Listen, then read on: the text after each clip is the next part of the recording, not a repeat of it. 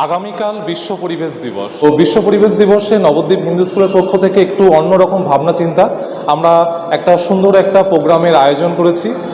আর বৃক্ষরোপণ তো থাকবেই, তো সেই জন্য প্রচুর গাছের আমরা অ্যারেঞ্জমেন্ট করেছি। এখানে প্রায় 200টা মেহগনি, সেগুন এবং আকাশমণি এই জাতীয় গাছ রয়েছে, যেগুলো আমরা সাধারণ মানুষের হাতে তুলে দেব ছাত্রদের মাধ্যমে। এবং সেই সঙ্গে আমাদের একটা উদ্যোগ, আমাদের এই নবদ্বীপ হিন্দু স্কুল সেই স্কুলটাকে পুরো সবুজময় করে তুলব।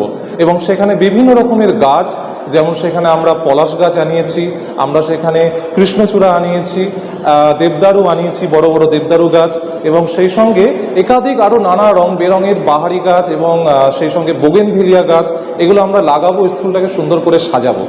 আর কালকে আমাদের প্রথমেই প্রোগ্রাম হচ্ছে 11টা থেকে আমরা ছাত্রদের নিয়ে একটা বর্ণাঢ্য একটা র্যালি বার করব, যে র্যালির মাধ্যমে মানুষের মধ্যে সচেতনতা গড়ে তোলা যাবে।